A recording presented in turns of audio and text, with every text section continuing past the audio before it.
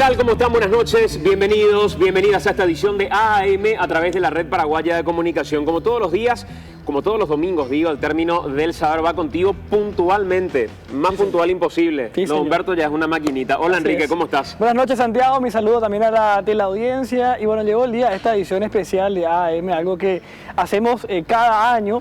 Y hoy nos toca analizar el tercer año de gestión de Horacio Cartes. Cuando digo el tercer año de gestión, todo lo que hizo hasta ahora en estos 3 años y todo lo que ocurrió desde la última vez que hace un año estábamos haciendo un programa similar. Cuando hablamos de 3 años, uno se supone que ya las políticas públicas prometidas en su momento y que fueron eje de la campaña, aunque en este país se discute muy poco lo que tenga que ver con ejes de campaña, planes, propuestas, se supone que ya tiene que estar en plena marcha y ya uno tiene que entender básicamente qué es lo que vino a hacer el gobierno, en este caso un gobierno presentado como de tecnócratas, el de Horacio Cartes. Hoy invitamos nosotros a varias personas del oficialismo colorado, gente que de alguna u otra manera ocupa inclusive algún lugar en la cartera de Estado, pero ninguna de estas personas aceptó finalmente venir a este programa.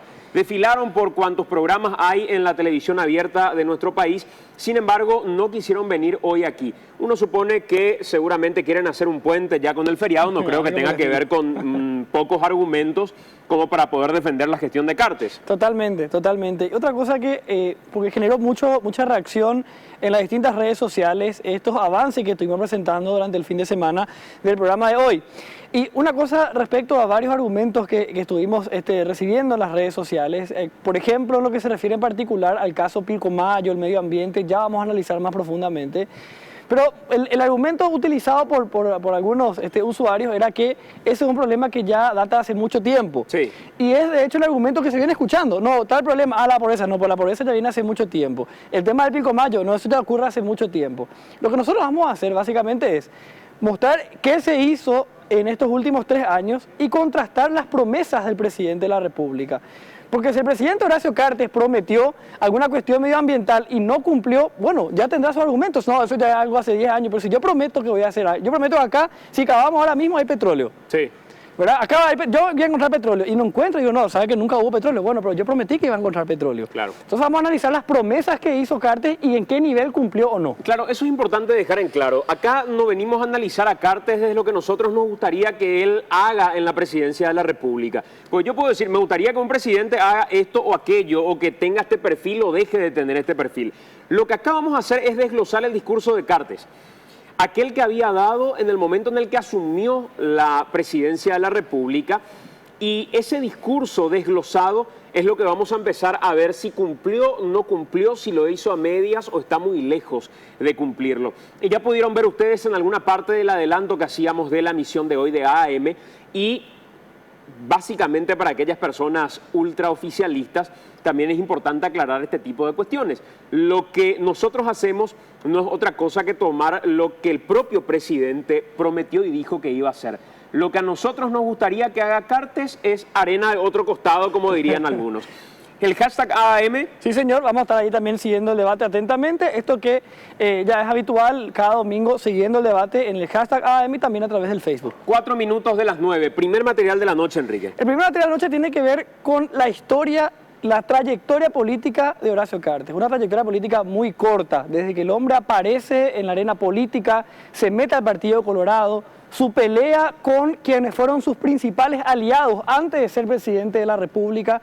¿Qué pasó con el Partido Colorado en todo este tiempo? En el siguiente material.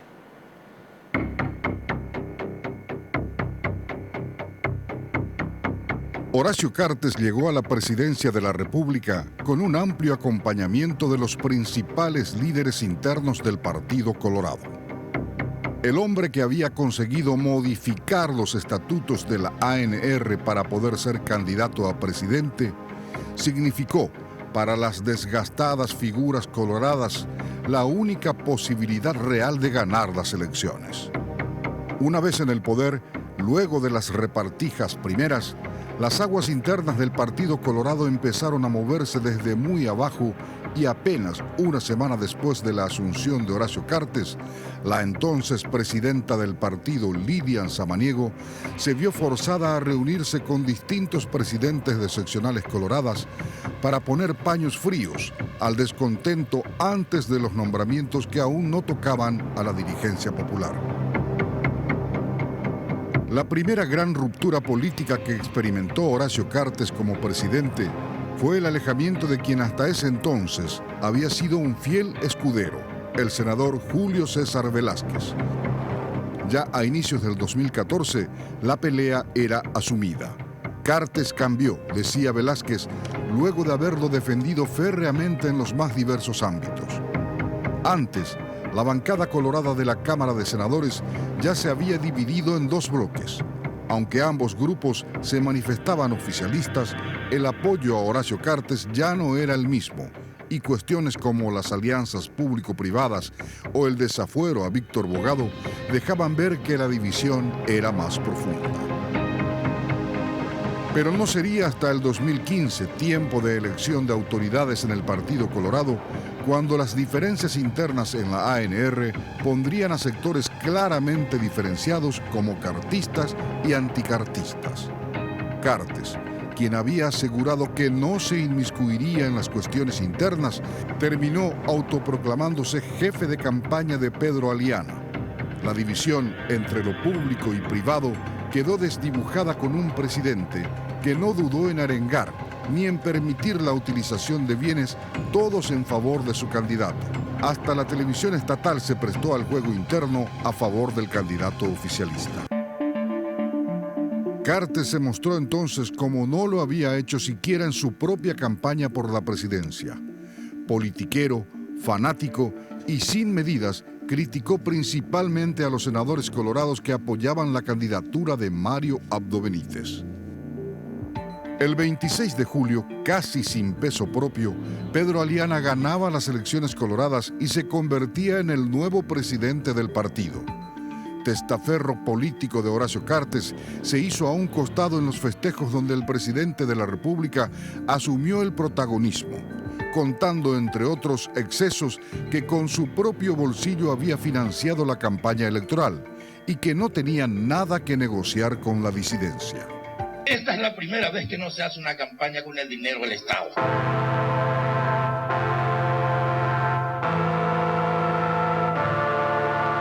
Se hizo con el dinero del presidente de la República. Es la primera vez que no se hace con dinero del Estado.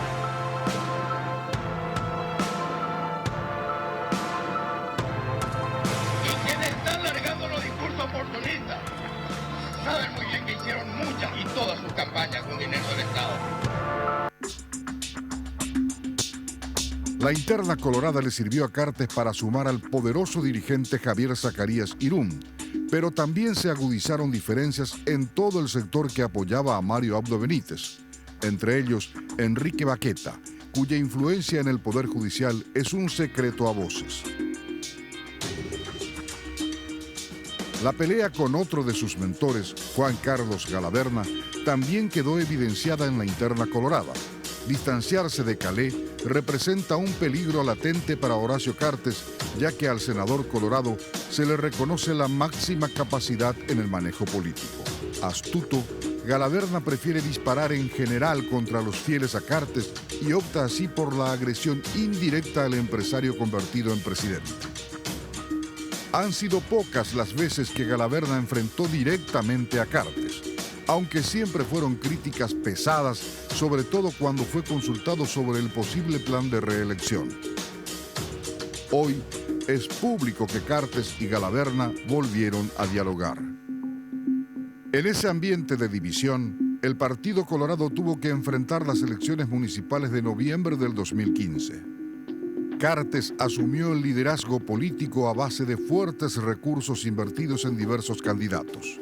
La ANR ganó en 148 localidades, 10 más que en el 2010. Sin embargo, perdió fuerza en lugares importantes, como Alto Paraná. recibió un durísimo golpe en todo el departamento central, donde solo pudo imponerse en 6 de 19 municipios y por sobre todo, Arnaldo Samaniego, caballo de Horacio Cartes, fue derrotado por Mario Ferreiro en Asunción, madre de todas las batallas. El Partido Colorado maneja la capital desde el 2001 y la derrota política significa un claro mensaje al partido de gobierno y a cierta clase de la dirigencia de la que se esperaba Cartes iba a tomar distancia. Sin embargo, acabó siendo parte de ella. Cartes anunciaba que iban a teñir de rojo el Paraguay en las municipales. Esto no ocurrió. El golpe en las municipales vino acompañado de más distanciamientos políticos. El último, entre los relevantes, ha sido el de Nicanor Duarte Frutos. El expresidente dejó la embajada paraguaya en Buenos Aires y al volver lo hizo con fuertes críticas a Horacio Cartes. Durante su gobierno, Cartes ha logrado mantener la fidelidad en Cámara de Diputados, donde goza de una cómoda mayoría. En el Senado, la situación es distinta, aunque las fugas coloradas han sido suavizadas por la cercanía que han demostrado en todo momento los senadores oviedistas, hoy casi convertidos en cartistas, y los llamados liberales cartistas, grupo cuyo rostro más conocido es el de Blas Llano. Transcurrido más de la mitad del periodo presidencial de Horacio Cartes, en el debate político sigue estando presente la idea de la reelección por alguna de las vías posibles, o por ahora imposibles, si bien el mandatario ha dicho en más de una ocasión que no está interesado en el tema, gente demasiado cercana a él sostiene lo contrario. Hoy, Cartes volvió a salir a la arena política buscando apoyo en sectores que le han planteado oposición. El tiempo dirá si la intención fue conseguir un cierre de gobierno pacífico o empezar una nueva campaña política. No falta demasiado para saber la verdad.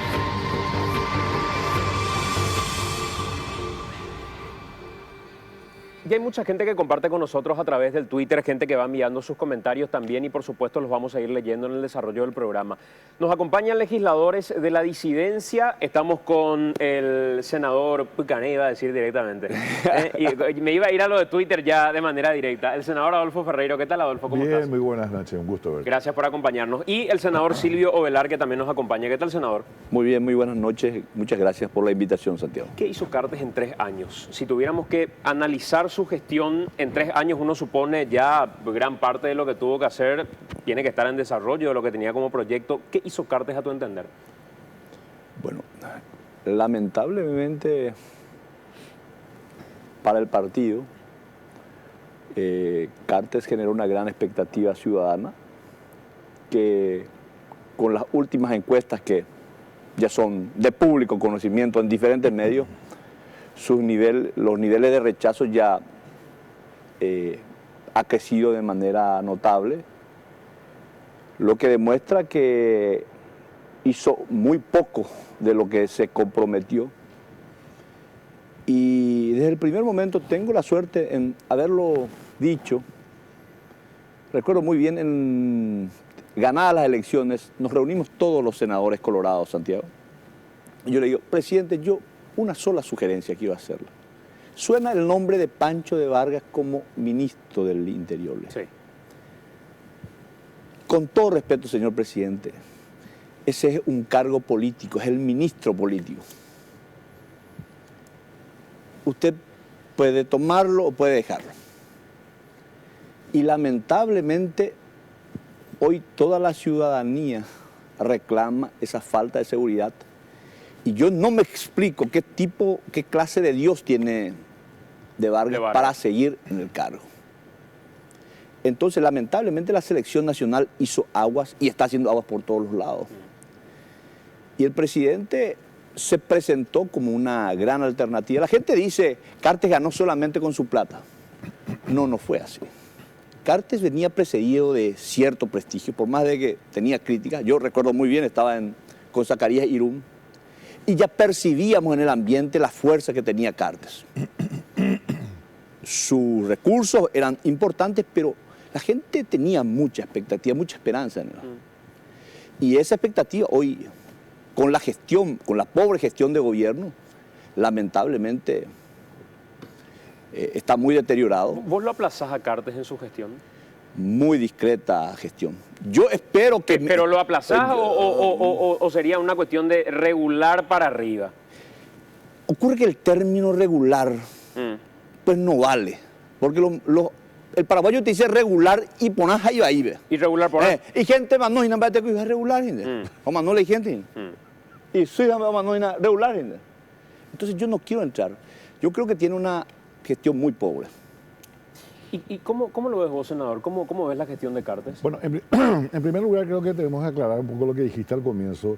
Hablaste de la disidencia. Es decir, el senador Velar es del partido... Colorado disidente. Colorado disidente. Claro, es el disidente a la línea, digamos, de gobierno de su partido en este momento. Yo soy de la oposición y fui del primer día, voy a terminar siendo. Esto puede parecer no relevante, pero nos posiciona de manera diferente, ¿verdad?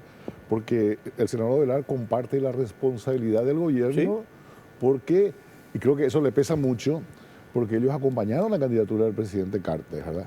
Nosotros no, nosotros somos opositores, fuimos opositores y vamos posicionándonos en cada situación según los hechos concretos y las perspectivas de los hechos. En ese sentido, yo creo que podríamos hacer una serie de análisis, de consideraciones sobre muchos aspectos particulares de la gestión. Pero a mí hay una que me preocupa y creo que, no sé si hay que utilizar la palabra fracaso porque no sé si se propuso hacer eso, pero lo que yo esperaba que hiciera el presidente Cartes era iniciar un proceso. Estábamos terminando los 20 y tantos años de transición, estamos terminando, toda una generación está siendo reemplazada en la conducción del país. Hoy sean los hombres de la edad de acá de Beto, de Mario Ferreiro, del mismo Cartes. Y yo esperaba que el presidente Cartes iba a encarar, por esa misma independencia que manifestaba respecto del pensamiento político tradicional, iba a encarar un proceso de seria institucionalización del país. O sea, hacer que este país funcione con reglas claras, con un modelo constitucional eficiente, no como el que tenemos ahora, y sobre todo con una visión moderna de lo que tiene que ser un país pequeño como el nuestro en esos aspectos.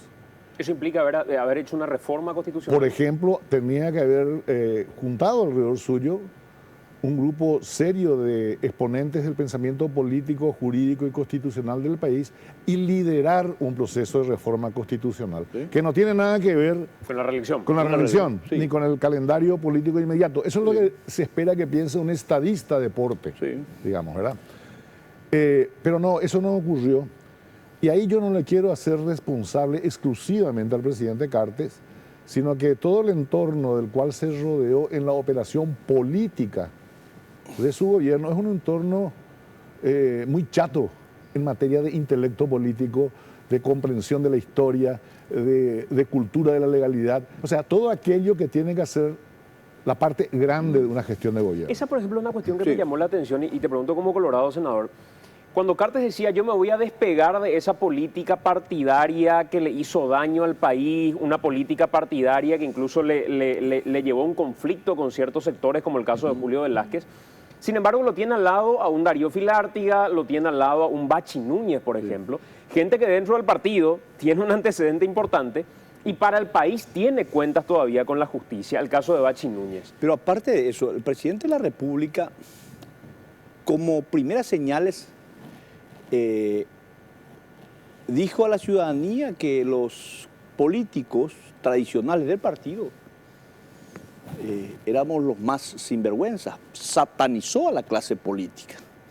Pero cuando surgen las primeras crisis, ¿a quiénes recurre el presidente Cartes? Lo lleva a Diógenes Martínez, lo lleva a Baruja, lo lleva a Ría. Recurre nuevamente a los políticos. Y nos habla muchas veces de transparencia. Y lo tiene a Darío Vilárdiga, que casi le puso ruedita a IPS. Y fue destituido del gobierno de González Maqui. Tenías que ser bastante corrupto para que González Maqui te destituya. 10% creo que era el apodo que le habían puesto en aquel entonces.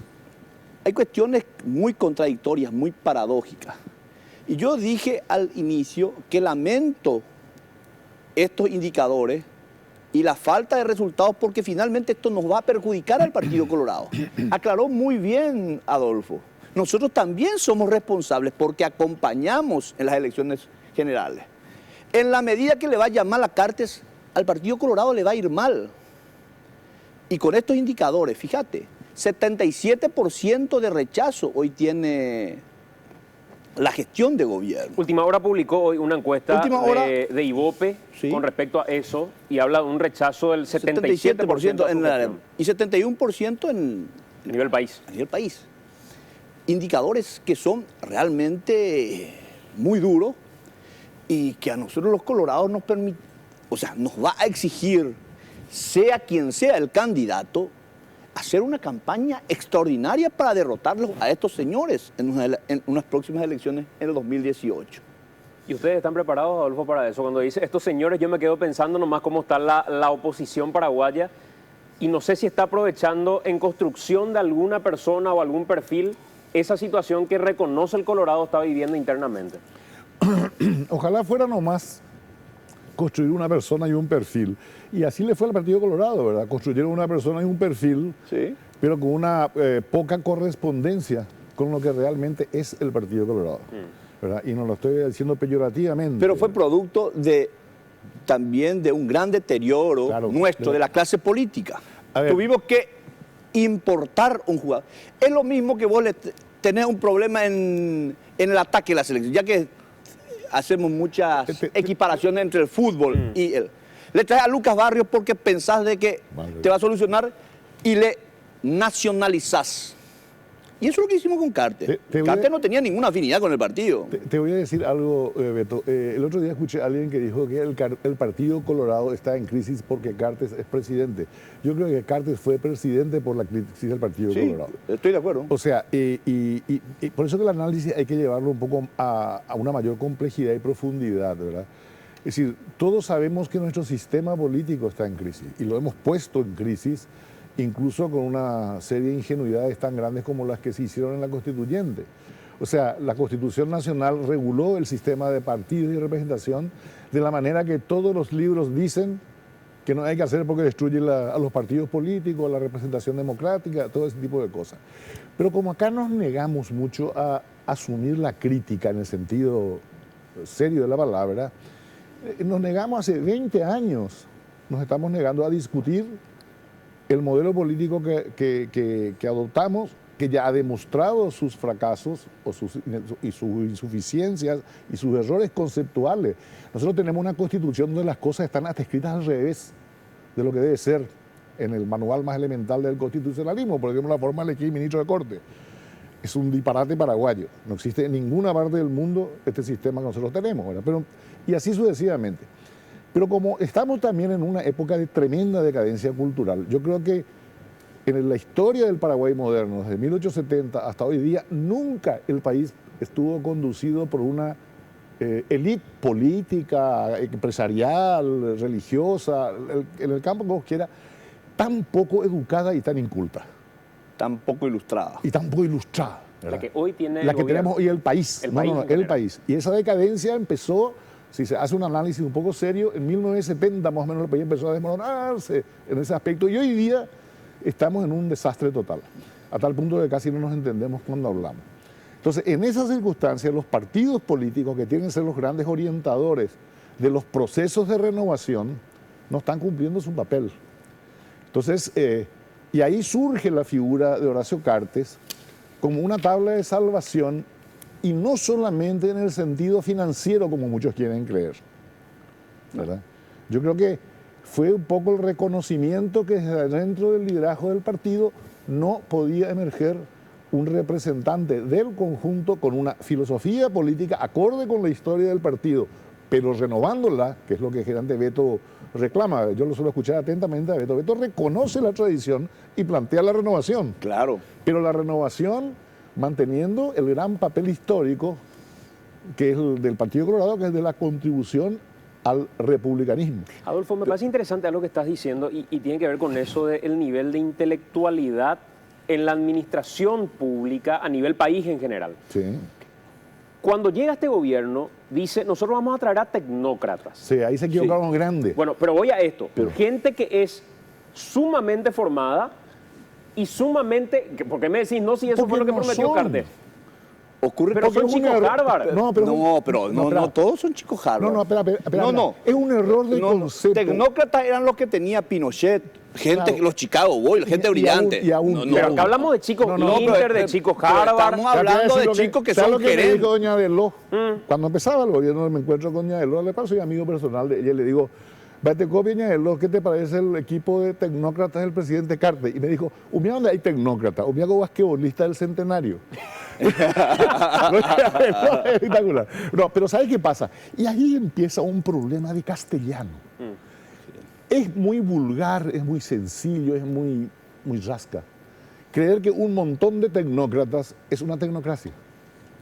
Nadie se detuvo a pensar, a estudiar y a ver qué es la tecnocracia. La tecnocracia es un proyecto político que empezó allá por el año 40, tuvo su historia, su ida y su venida.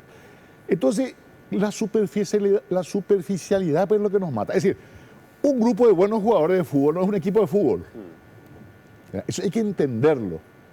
Bueno, y este equipo tecnocrático de Carter carece totalmente de la formación, de la cultura, de la educación y hasta del interés en entender de qué se trata la gestión de Estado.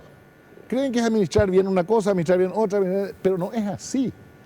Y el gran problema del gobierno de Carter es, y eso le arrastra detrás suyo al Partido Colorado, ojo que también ocurre en otros sectores, es que no tienen realmente un proyecto político. Y si no lo administran bien, Beto, o no lo administraron bien los políticos, por eso la gente votó tecnócratas, Sí. porque finalmente eso Sí. también hizo la gente, ¿o no, Adolfo? Yo creo que sí hizo la gente eso. Producto de la crisis. Cambiemos la fórmula para cambiar la... No, yo creo que lo que se votó centralmente fue la recuperación del poder para el Partido Colorado, con sus luces y sus sombras. Pero ese fue. Como anteriormente la victoria de Lugo tuvo como motivación Cambiemos al Partido principal Colorado. sacar al Partido Colorado. Pero coincido contigo, el ascenso de Carter al poder es producto de una crisis de la clase política colorada, de la dirigencia colorada. Sí. Yo creo que era el momento de Castiglioni, pero bueno, se perdió su cuarto de hora, por decirlo así, y los muchachos recurren a un outsider para llegar al poder. Venía precedido de críticas, pero también de un cierto prestigio, que lógicamente hoy lo ha dilapidado totalmente. Por eso cuando me hablan a mí de una enmienda constitucional, yo les digo, la enmienda anotada hoy no va a salir. El tema de la reelección no va a salir.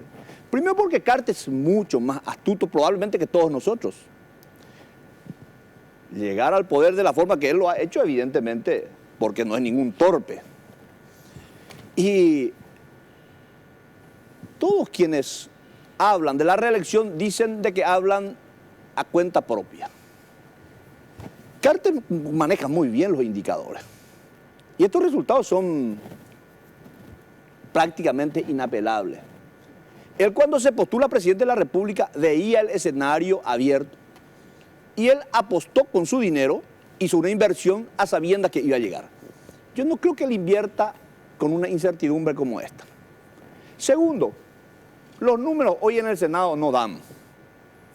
Y te voy a dar números exactos. 13 o 12 PLRA. Máximo, una fuga podría darte. 8 de la incidencia más Castiglioni. Estamos hablando de 21.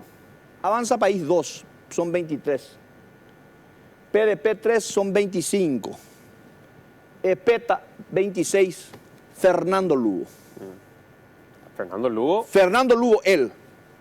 Frente Guazú puede votar, pero Fernando Lugo, por lo que a mí me consta, por la forma en que se manifiesta Fernando Lugo, yo estoy convencido que él va a votar en contra de la enmienda. Y va a pelear directo en el TSJE. Probablemente.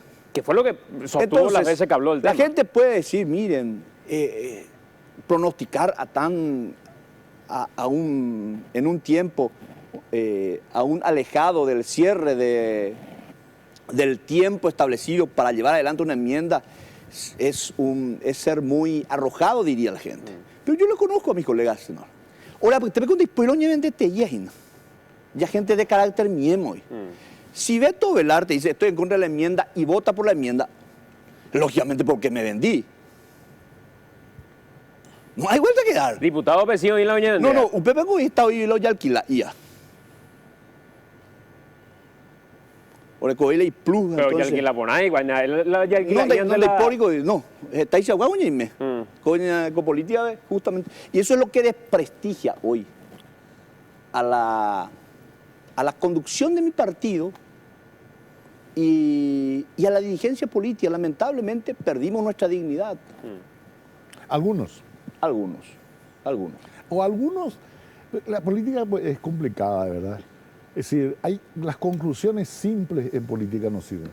Por ejemplo, cuando se dice de repente que el dinero es lo más importante. Es decir, la gente que tiene visión estrecha suele creer que hay un factor que es determinante en cosas que tienen una complejidad de factores y que actúan con distinta fuerza en cada circunstancia. El dinero es muy importante en la política. Pues pero no hace todo. Pero no es todo. Porque así Samaniego hubiese ganado. Pero lejos. Es lo que yo suelo ¿verdad? decir. No hubiese ganado IT en Encarnación. En Encarnación, el IT. ¿verdad? Pero y yo no me gustan de Adolfo Orego. De muchos intendentes en estas últimas elecciones. Y yo creo que ahí es donde el presidente Cartes se equivoca. Cuando él, que tiene el dinero para actuar, hace aseveraciones que son degradantes hacia sus propios aliados, hacia sus propios partidarios.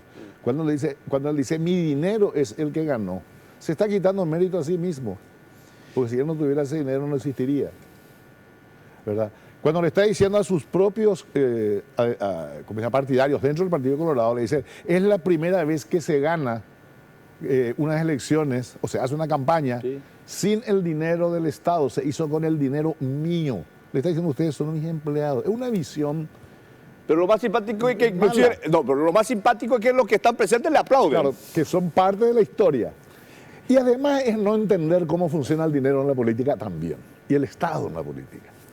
O sea, la incomprensión total que tiene el Cartes. Y yo al que menos le reclamo es a Cartes, porque el presidente Cartes no tiene por qué ser ducho en esta materia. Y porque además es así luego. No, claro, él no es un hombre que viene de la tradición. Es como que a mí mañana me lleven de presidente de la asociación, la liga, ¿cómo se llama ahora? Paraguaya de fútbol. Bueno, no me pidan, yo que en toda mi vida vi vi un partido, ¿verdad?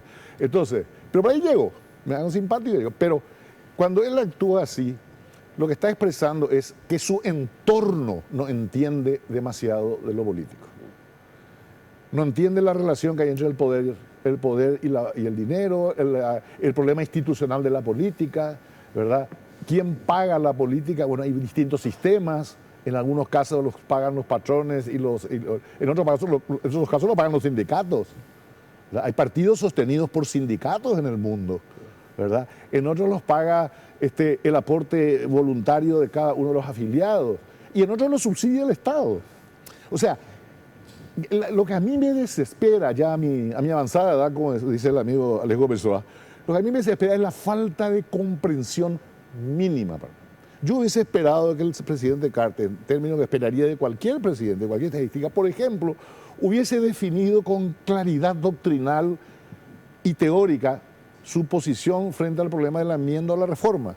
Y estamos en el virorey ese que estamos escuchando a charlatanes de cuarta categoría y no se le escucha a los que podrían hablar en serio. ¿Qué fue lo mejor que hizo Cartes en toda su gestión? Mirando de manera, digamos, en macro la gestión de Cartes, ¿qué fue lo mejor que hizo hasta acá? Y yo creo que en este momento lo que más resalta son los proyectos de viviendas que está llevando Senavitat. Creo que es el caballito de batalla del gobierno, probablemente va a insistir más sobre eso, pero aún no llega a los indicadores que él había anunciado. Él había anunciado 30.000 viviendas por año en repatriación. Creo que estamos muy lejos de eso. Evidentemente era una cifra muy abultada. El tema de la transparencia que alardean y de la inversión, poner mucho énfasis, pero ¿cómo se va a producir la inversión? ¿Cómo se va a duplicar o triplicar la inversión? Bajo una deuda extraordinaria. Más de 4.000 millones de dólares. nosotros recibimos, y te voy a dar cifras exactas porque en cuestión de número creo que hay que ser serio. Nosotros recibimos, el gobierno, no solamente en materia de créditos, que este Congreso le ha otorgado en más de 1.800 millones de dólares, porque muchas veces nos dicen, ustedes, los senadores, traban todo, porque de repente nos oponemos a un proyecto del Ministerio del Interior. Nosotros recibimos Cartes recibe con 4.174 millones de dólares. Hoy la deuda trepa a 6.109 millones de dólares. Esto sin tener en cuenta que hay préstamos activos que todavía no han sido desembolsados, en un orden de 1.567.000 dólares aproximadamente, con lo que llegaríamos en algún momento a 7.500 millones de dólares. Todos los gobiernos anteriores llegaron a 4.100 y en un solo periodo prácticamente duplicaríamos la deuda pública. Entonces, este Congreso, este Senado, lejos de ponerle palo a la rueda, le ha otorgado prácticamente todo. Claro, eso pues también es lo que te explica otra vez la bajeza del debate político y analítico que estamos haciendo.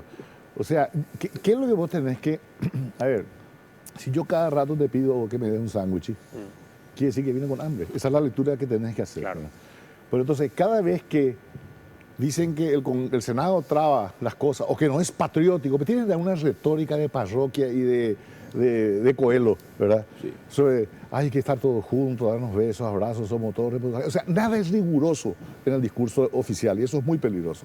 Entonces, cuando ellos dicen se nos traba las cosas, después de que vos ves que se le dio, ¿cuánto era? 5.000, 6.000 millones de dólares. 1.800 millones en créditos. En crédito, correcto. 2.380 millones en bonos soberanos. Y estamos hablando de una objeción a un proyecto que es el del caso del Ministerio del Interior de 20 millones de dólares, ¿verdad?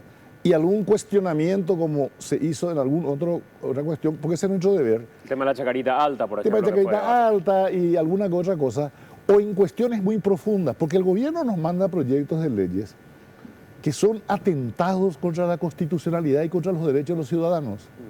Pero atentados son. Y la mentalidad que tienen es que si vos no estás incondicionalmente de acuerdo con ellos, o sea, no cumplís con tu deber, porque la incondicionalidad es lo contrario a nuestro deber de control y de... Pero sí le han dado la ley de defensa también. Se le dio la ley de defensa por muchas razones, ¿verdad? Pero te digo nomás, ver una pequeña objeción o una objeción en una cuestión pequeña o en una cuestión muy importante pero conceptual, lo ven casi como una traición a la patria. Y eso es falta de calidad de intelecto. No entienden el problema. O es embarrar la cancha para que la tribuna salga a presionar. No. Yo creo que hay que hacer las cosas pensando en los principios y en la responsabilidad de olvidarse por la tribuna. Nosotros tenemos la obligación de velar por el orden general de la República, de la democracia y del Estado de Derecho. Vamos a seguir hablando de este tema porque tocaron un punto que tiene que ver con Senavitat y yo creo que efectivamente Senavitat es lo mejor de este gobierno. Sí, desde mi punto de vista. Pero yo no creo que haya sido la estrategia de Cartes. No.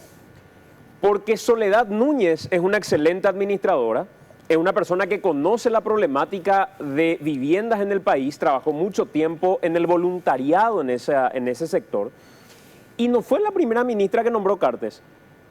Hubo un cambio por el camino y ahí la trajeron de urgencia a Soledad. O sea, no es que la tenía a Soledad como su principal estrategia, vino a salvarle la plata en ese sentido, pero vamos a hablar enseguida de eso. Enrique, vamos con vos. Gracias, señor. Vamos a analizar ahora en el siguiente material lo que fue el último año de Horacio Cartes. Desde el 15 de agosto del año pasado hasta el día de hoy, todo lo que pasó. Un año con muchas turbulencias en lo que tiene que ver con la educación, en lo que tiene que ver con el sistema penitenciario, ni qué decir lo que tiene que ver con la seguridad. Un resumen del último año de Horacio Cartes.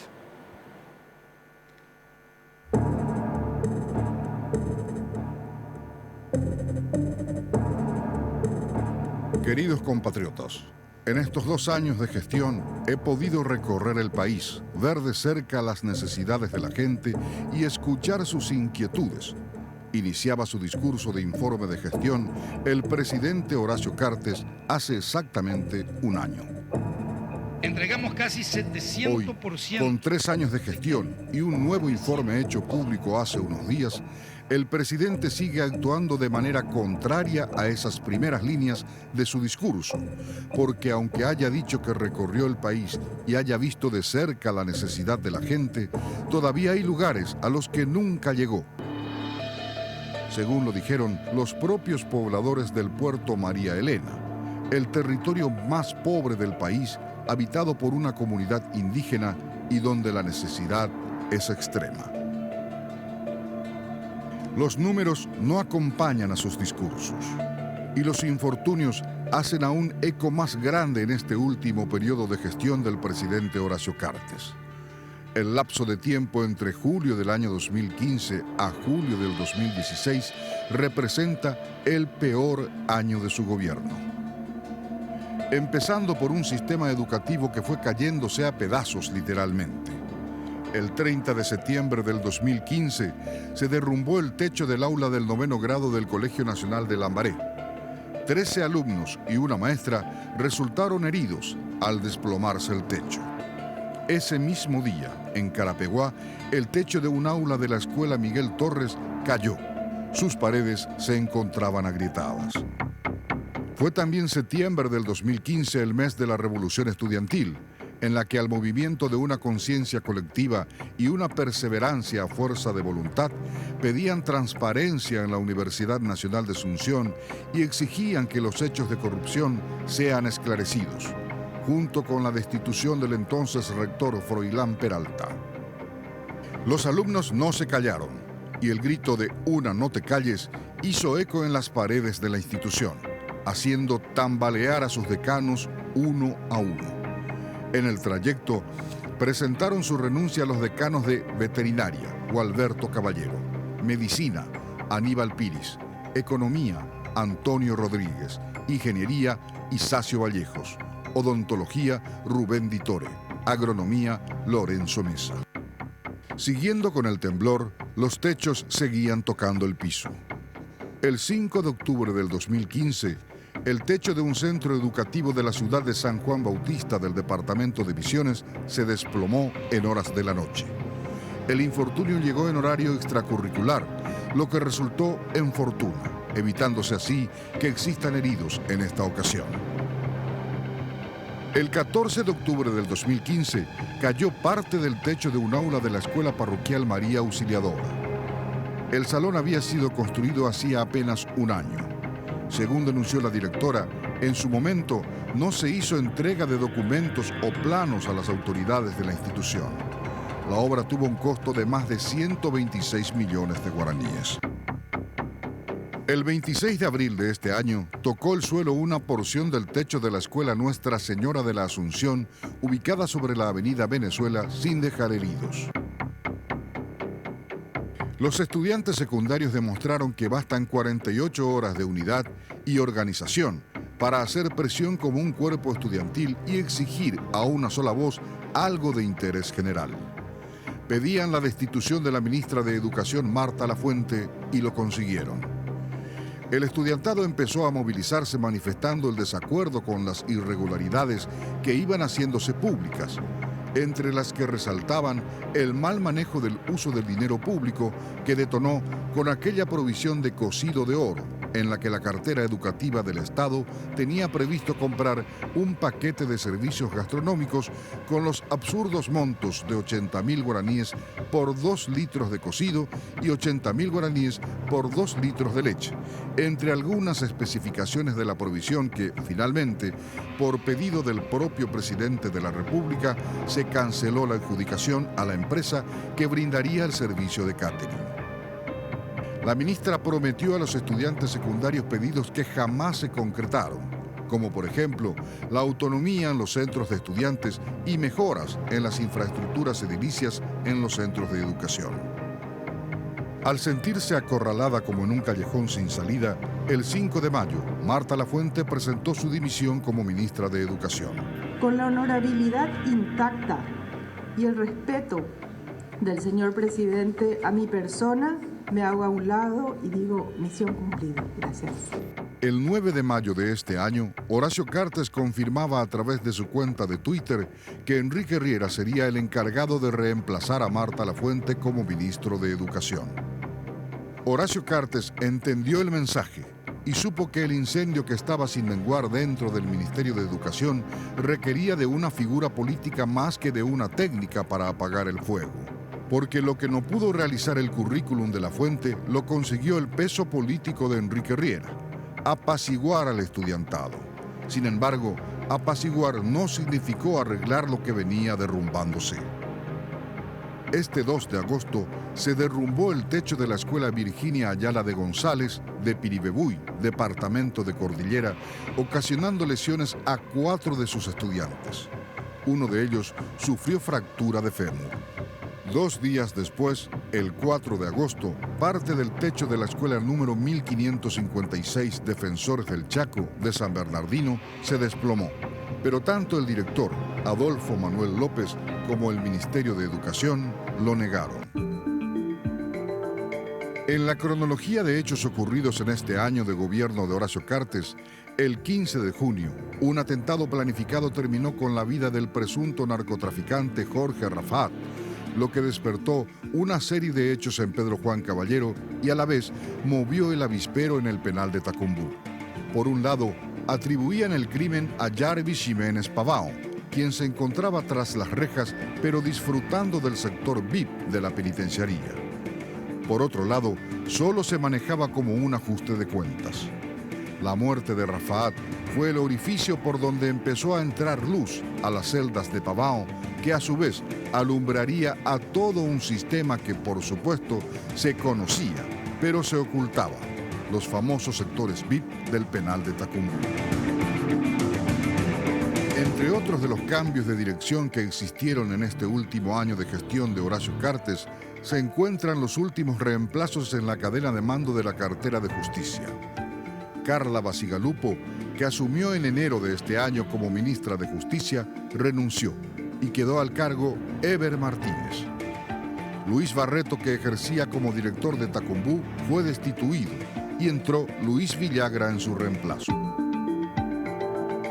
El 18 de junio quedará marcada como la fecha en que el crimen adoptó el nombre de Operativo de Reducción del Narcotráfico, en el que en un total abuso de la fuerza, agentes de la Secretaría Nacional Antidrogas se encargaron de enlutar a una familia, baleando la camioneta en donde iban Ulrico Zanotti, su esposa, su hijo y su nieta, dejando como resultado el fallecimiento de Vivian, la niña de 3 años. En términos de pobreza, nos encontramos con que en un solo departamento, Caazapá, se encuentra el 48,8% de pobreza total y el 33,5% de pobreza extrema del país.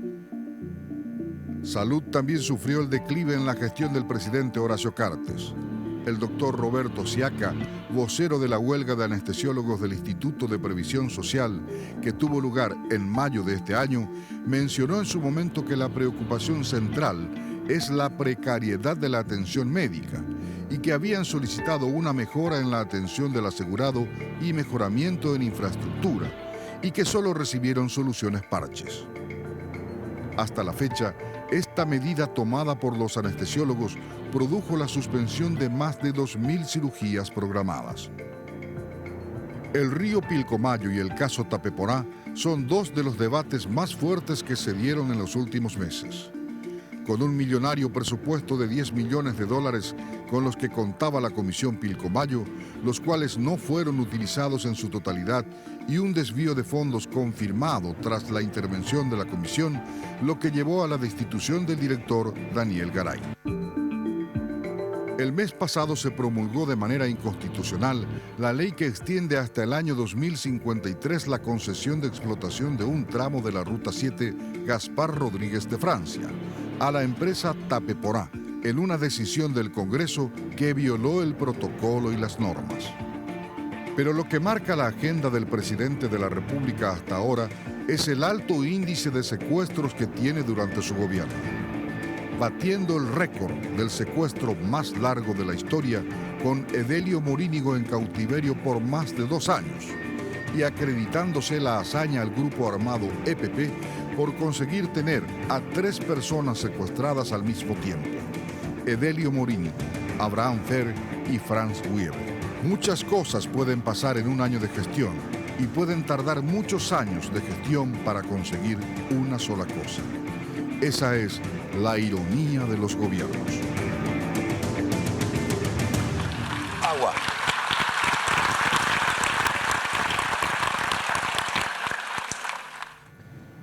¿Se puede en 2 años hacer lo que no se hizo en estos 3 hasta este momento, a juzgar por lo que estábamos viendo? Es muy difícil revertir una situación como esta.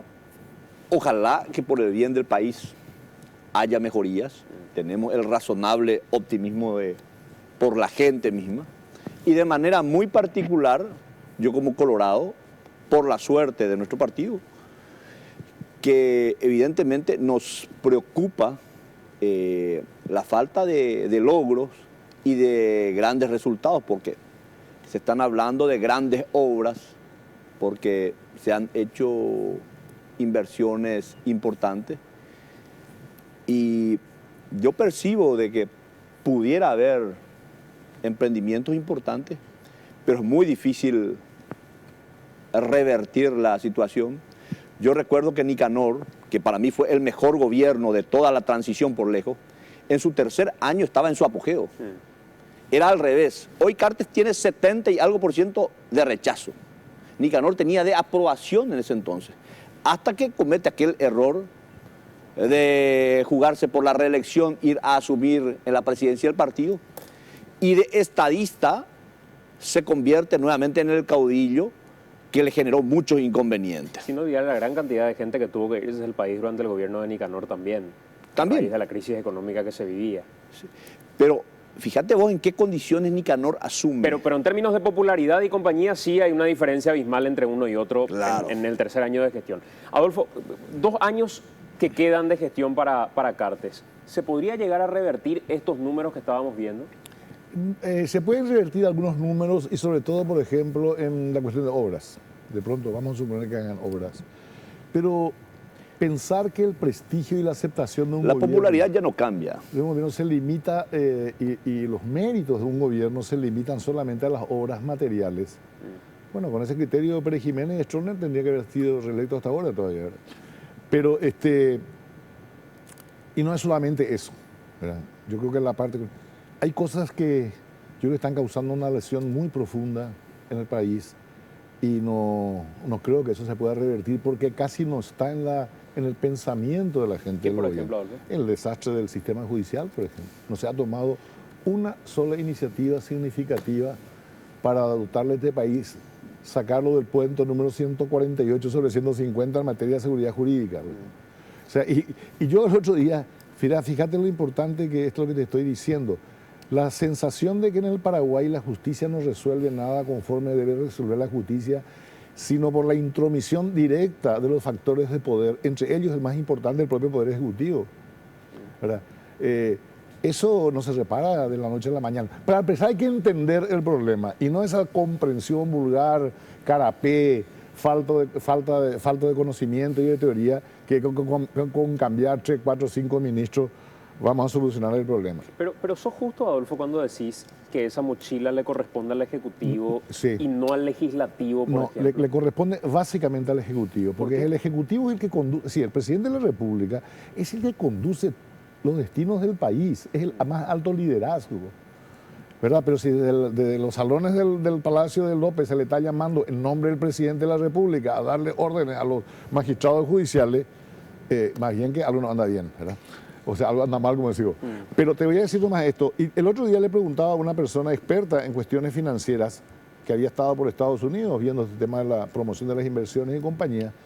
Le digo, pero ¿qué te dicen los gringos cuando se le habla de las buenísimas oportunidades económicas, pero en un marco de inseguridad jurídica, donde nadie que sea sensato tendría que firmar un contrato en este país? ¿Sabe qué me contestó esta experta en la cuestión? Me dijo, sí, los gringos no le dan importancia a eso, los inversores. Es un problema de tasa nomás. O sea, es un problema de tasa. Pero entonces, pagamos un precio más alto por nuestras deficiencias. Tenemos que hacer la pausa. Vamos a establecer el corte. Son las 21:54. Una aclaración que creo que vale la pena hacer. En uno de los zócalos y a través del Twitter también decía Filártiga se llevó en rueditas el IPS. Sí. A lo que hacía referencia Darío el senador, Filártiga, no. Claro, es a Darío Filártiga, Sí. cuya señora inclusive participaba de las licitaciones dentro del Instituto de Previsión Social, Giselle Mosquet. Pero nos referíamos a la gestión de Darío Filártiga, Así mismo. no del doctor Aníbal Filártiga, De ninguna manera. cuya gestión en IPS es, perdón, en el hospital de trauma es impecable. Es bien diferente una cosa de otra. Hacemos la pausa, venimos en breve.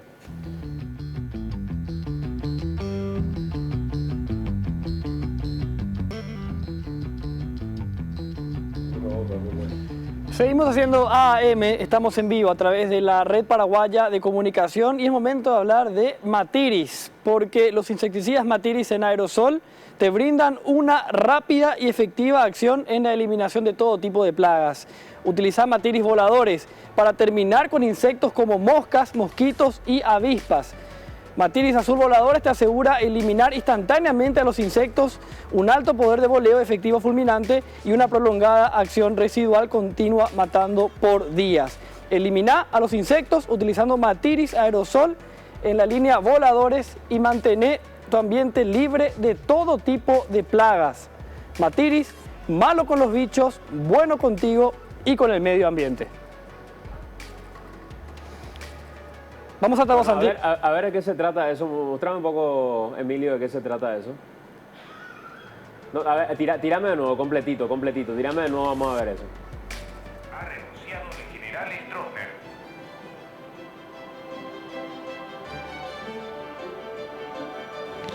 Se confirma la renuncia del rector de la UNA. Apertura de sumarios administrativos. IPS desvinculan a 31 planilleros. Municipalidad de Asunción desvincula a casi 600 Que las plagas sigan cayendo. Con la línea de insecticidas voladores de Matiris, los insectos caen siempre. Impecable campaña de Matiris, ¿eh? Que las plagas sigan cayendo, me gusta. Vivamos responsablemente. La responsabilidad y la moderación a la hora de consumir bebidas alcohólicas son sumamente importantes. Desde esta convicción y a través de diversas campañas, buscamos fomentar el consumo compatible con un estilo de vida saludable. Cervepar promueve el consumo responsable. Gracias, Cervepar.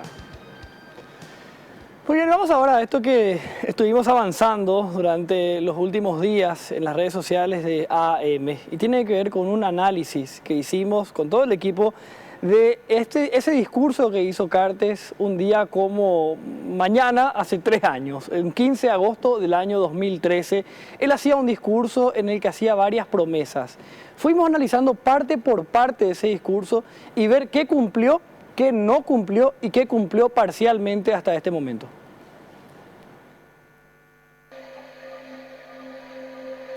Habré de gobernar para todos los habitantes del Paraguay sin discriminaciones. La patria está en primer lugar.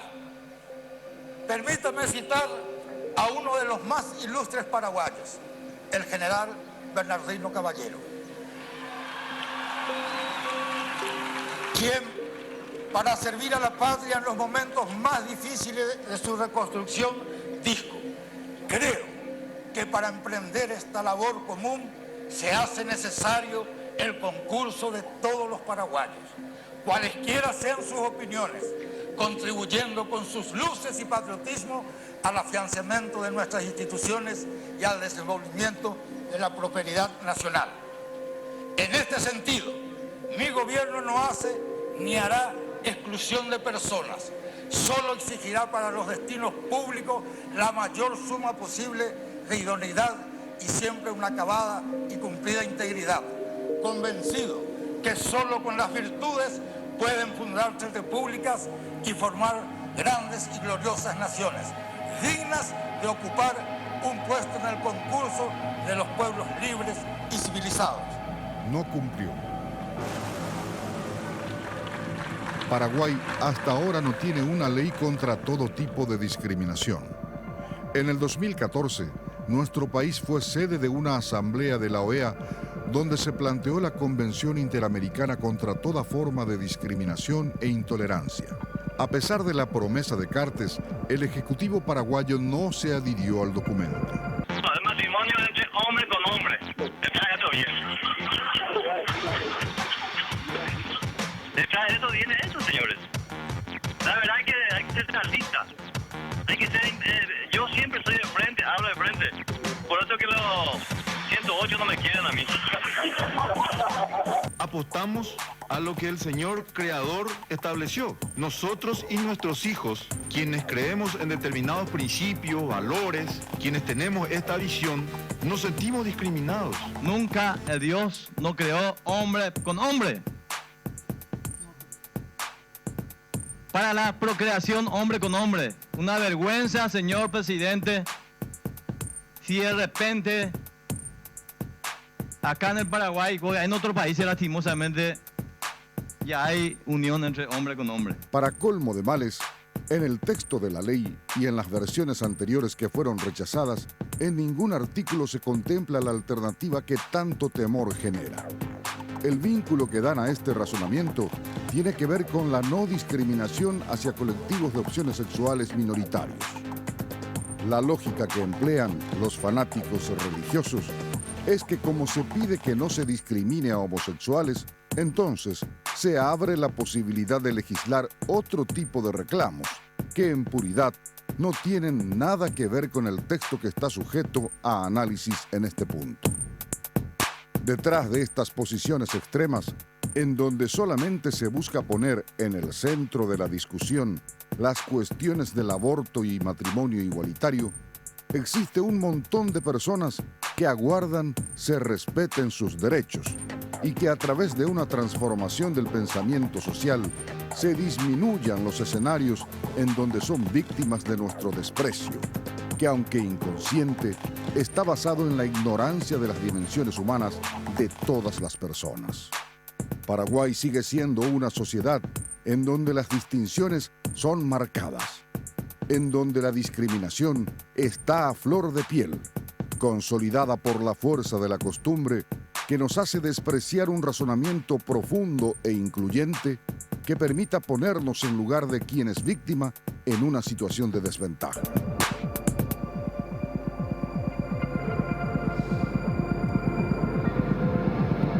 Y vamos a ir compartiendo varios materiales en realidad que tienen que ver con la gestión del presidente o las promesas del presidente de la República, Horacio Cartes, y ver cómo se fue desarrollando eso en términos de gestión en todos estos 3 años de gobierno. La pobreza decía que iba a ser uno de los emblemas, o el combate contra la pobreza iba a ser uno de los emblemas de este gobierno. ¿Cómo lo ven en ese sentido? También con resultados muy discretos. El ministro de la Pobreza en un momento fue Baruja. Y creo que tenemos un problema estructural en cuanto a las políticas sociales. Y esto no es solamente patrimonio de este gobierno, sino también fue de Fernando Lugo e incluso el de Nicanor. Yo le planteé en su momento, cuando eso era ministro de Acción Social, la necesidad de tener un director de orquesta en lo social. Nosotros tenemos demasiadas instituciones que cumplen funciones similares.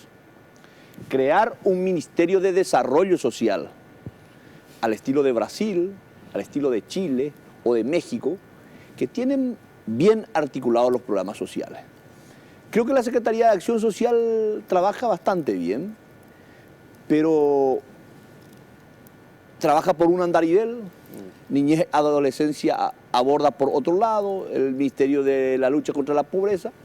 Los números demuestran de que no ha habido reducción ni ha aumentado. O sea, la promesa de que se iba a reducir la pobreza tampoco se ha dado hasta hoy. Entonces los resultados son bastante discretos. Adolfo. Sí, yo creo que un error frecuente que cometen los gobernantes al asumir es prometer demasiadas cosas sin tener muy en cuenta que lo más importante que tiene que ser un gobierno es lo que va a hacer, sino lo que no va a hacer probablemente, o lo que va a poder corregir dentro de los márgenes que le da posibilidad de la realidad. El Paraguay tiene un modelo económico y social en el nunca va a desaparecer la pobreza hasta que eso se cambie. Nosotros no tenemos políticas de transformación profunda de nuestra economía conjuntamente con nuestra sociedad. Por ejemplo, hasta hoy no tenemos una política educativa, que es una herramienta fundamental para cambiar la sociedad. No solamente la capacidad económica la capacidad técnica de los ciudadanos para trabajar, sino también construir una moral del trabajo que no tenemos. ¿Qué dijo con respecto a la pobreza, Cartes, Enrique? Bueno, a pretensión, hace Cartes en medio de este discurso que dio el 15 de agosto del año 2013, también habló de la pobreza y dijo lo siguiente.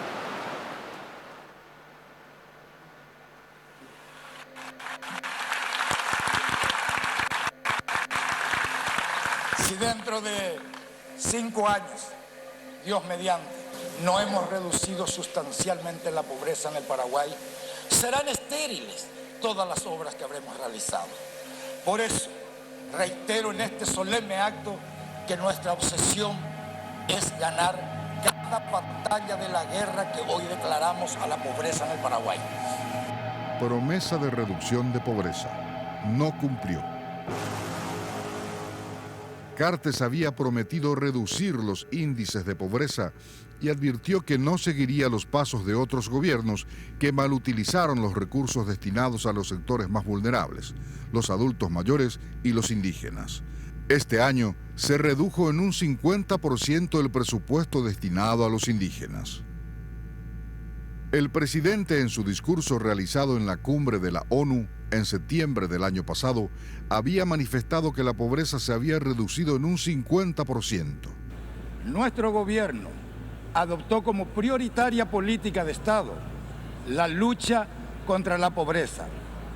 Hemos avanzado hacia la consecución de los objetivos de desarrollo del milenio. Con esfuerzo y perseverancia hemos conseguido reducir más del 50% la población en extrema pobreza. Nuestro objetivo principal como gobierno es garantizar la seguridad alimentaria de nuestra población, hasta erradicar definitivamente la desnutrición. Lo real es que la pobreza se redujo a nivel país cerca de un 0,6%. No obstante, existen departamentos en donde los índices se elevaron. Caazapá y Alto Paraguay son una pequeña muestra de la realidad de nuestros compatriotas que siguen peleando por el cumplimiento de sus derechos básicos. El crecimiento económico que tiene el Paraguay tampoco será el esperado para reducir los márgenes de pobreza. Las estimaciones se proyectaban en un 5% de crecimiento. Sin embargo, la expectativa hoy es de entre un 3,5 a 4%. Los pobres pueden ser más pobres y los que integran la clase media pueden ingresar a la franja de pobreza.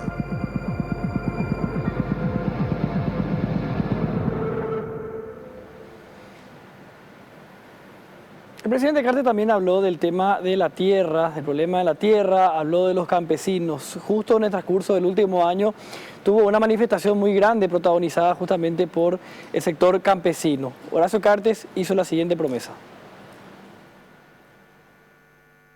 Tenemos más de 400.000 kilómetros cuadrados, donde más del 90% de nuestras tierras son cultivables, tierras aptas para producir alimentos de alta calidad. Paraguay tiene lo que otros necesitan. Estas son parte de nuestra fortaleza y por lo tanto nuestra oportunidad. Alguien me dijo una frase que tocó el fondo de mi corazón. Paraguay es el tesoro mejor guardado de América Latina.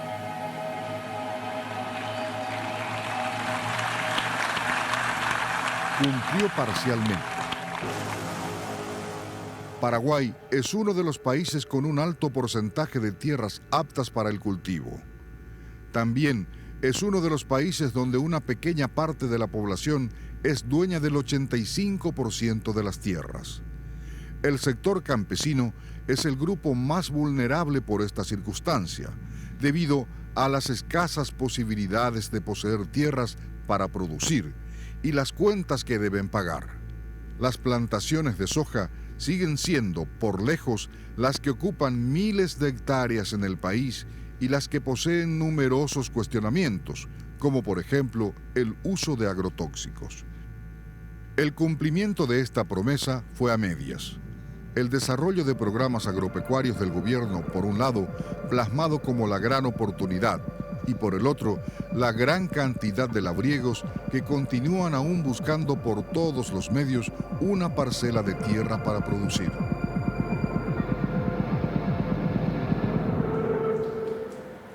El tema medioambiental fue una de las noticias más destacadas de todo el año, uno de los principales. Estuvo en el centro de la información el tema medioambiental, sobre todo por lo que está ocurriendo en este momento en el Pilcomayo. El presidente de la República había mencionado entre sus promesas justamente el tema medioambiental. No podemos seguir contaminando nuestras aguas, no podemos seguir deforestando sin control. El mundo nos exige un cuidado del medio ambiente y el Paraguay nos pide a gritos ese cuidado. El medio ambiente nos exige que cuidemos nuestros recursos naturales, pero entre todos. No cumplió. El medio ambiente es, sin lugar a dudas, una cuota pendiente, con casos recientes y otros que acompañan al presidente desde sus primeros días de gobierno. Cartes había solicitado la ayuda de todos para cuidar los recursos naturales, pero no solicitó la ayuda de nadie al referirse sobre la problemática del río Pilcomayo, al expresar que existen varios modelos de yacarés. Bueno, yo creo que tenemos yacaré desde el año 2001 al 2016, hay varios modelos de yacaré que tenemos. Que hay una situación crítica, hay una situación crítica, pero creo que hay una mala fe en el manejo de la información de algo que está ocurriendo cotidianamente y no es la manera de cuidar el país. La tala indiscriminada de bosques y la desertificación del Chaco paraguayo son problemas reales y que no forman parte de las prioridades. Cerca de 60.000 hectáreas fueron desforestadas entre 2013 y 2015 en el Paraguay. Los acuíferos también se encuentran en problemas y de no existir una solución en el futuro cercano, Paraguay se podría sumir en una verdadera crisis ambiental, muy difícil de revertir. En la primera parte de su gobierno, se había permitido mediante una resolución la cacería indiscriminada del Teyuguazú, lo que provocó el repudio generalizado por parte de la ciudadanía, situación que acabó por marcarle la salida a la entonces ministra de la Secretaría del Ambiente, María Cristina Morales.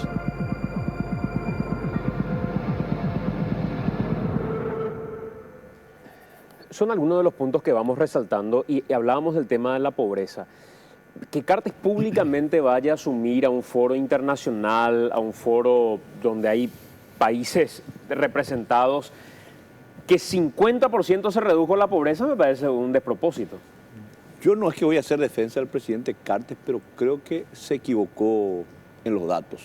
Es muy difícil reducir la pobreza en un 50%.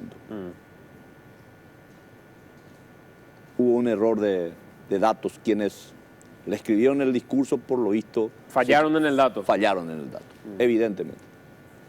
Con este panorama que hoy se tiene en términos generales, si ustedes tuvieran que mirar los ministerios, 6 ministros de Cartes se fueron de esa selección original. ¿Hay alguien más que debería irse y todavía no se fue? Vos decías al inicio de Vargas. Sin ninguna duda de Vargas. Yo no sé. Él tiene un santo aparte. Y eso lo dicen todos. Yo soy una persona que visito regularmente los días sábados, voy a desayunar en el mercado municipal de Coronel Oviedo. Así lo mita. Pero mira siempre de eventos. Va el cope de Vargas pea la oculta más bebé. Dai castuyo bebé tipo seguir tipo ministerio. Y mis correligionarios, para mandas a niñas de correligio. ¿Solamente de Vargas lo saca, senador? No, yo haría otros cambios más también. ¿Qué, por ejemplo? Y varios jugadores. Gatini, estaban en el ministerio de... Gatini no podía ser ministro. ¿Por qué? y nadie lo conocía.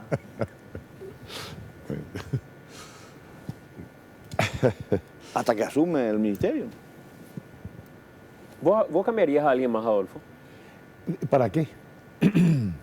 Para que haga algo. Bueno, dentro de su pero ministerio. el problema es saber qué es lo que queremos que haga un ministro en cada una de las carteras. Por ejemplo, el último cambio muy auspicioso en opinión de mucha gente es el cambio de la ministra Lafuente por Enrique Riera, ¿verdad? Ahora, yo creo que Riera no tiene nada que hacer. O sea, no hay una política de Estado de educación. Entonces el ministro se ve medio condenado a hacer algunos golpes de efecto, pero en realidad no va a cambiar la educación, y menos aún en 2 años, ¿verdad? Ni creo que oriente un proceso de cambio de la educación, porque el problema es que no es solamente este gobierno, sino creo que socialmente no tenemos la más mínima idea y políticamente de qué es lo que queremos hacer con la educación. No hay ningún proyecto político serio con respecto a la educación que después eso oriente la gestión de un gobierno. ¿Me explico? O sea, nuestros problemas son más profundos también. A mí me llamó la atención el otro día cuando lo tuve aquí como invitado a Ramón Benítez, al general, ex cabeza de la Fuerza de Tarea Conjunta, porque cambiaron 5 comandantes de la Fuerza de Tarea Conjunta. Sí. Actualmente hay 3 secuestrados, los números son los peores que se hayan tenido en la lucha y las herramientas y los recursos son los mayores que haya tenido cualquier otro gobierno para la lucha contra el EPP. Y me decía, como gobierno no hay una estrategia y nunca hubo una estrategia. Cuando nosotros llegamos como comandantes, nosotros hacemos lo que queremos hacer, pero no tenemos a alguien arriba que nos diga, ni siquiera en medio de una evaluación, está bien o está mal lo que estás haciendo, porque no tenemos ningún tipo de retorno. Entonces, nunca, decía el comandante o el excomandante de la FTC, tuvimos una estrategia en la lucha contra el EPP. Pero escuchame una cosa, por eso que las cosas que se dicen entre nosotros tienen una particularidad muy original. Cosas que acá se dicen causarían conmociones en cualquier parte del mundo. Y acá no pasa nada. Por ejemplo, y va desde el comisario de un pueblo que le pregunta a un periodista y le dice, caramba, ahí no le mataron a 3 tipos en tu pueblo, que no, ajuste de cuenta anteco. ¿Verdad? O sea, una expresión que eso no puede ocurrir. O por ejemplo, cuando hablamos de ciertas cosas con una imprecisión conceptual muy grave. Es decir, no puede haber seriedad en una política de orden público o de seguridad cuando el ministro de la Senat anterior, Rojas, nos dice algo que yo le agradecí muchísimo porque me abrió los ojos. Cuando le reclamábamos por los resultados de la Senat, nos dijo en el Senado, no es que me dijo en un pasillo, en el Senado, y vos creo que lo escuchaste. Sí. Digo, no puedo hacer gran cosa porque el 70% de los miembros de la Senat son parte del crimen organizado. Sí.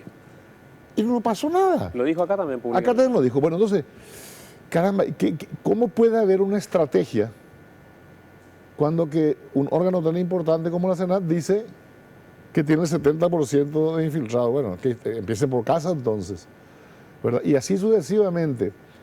Por eso que es muy difícil hablar. Y fíjate vos, ¿cómo podemos hablar de economía o de la situación social o del imperio de la ley o de la política cuando sabemos que el 50% de la economía del país es informal, delictiva o criminal? Y en eso está involucrada toda la estructura del aparato del Estado.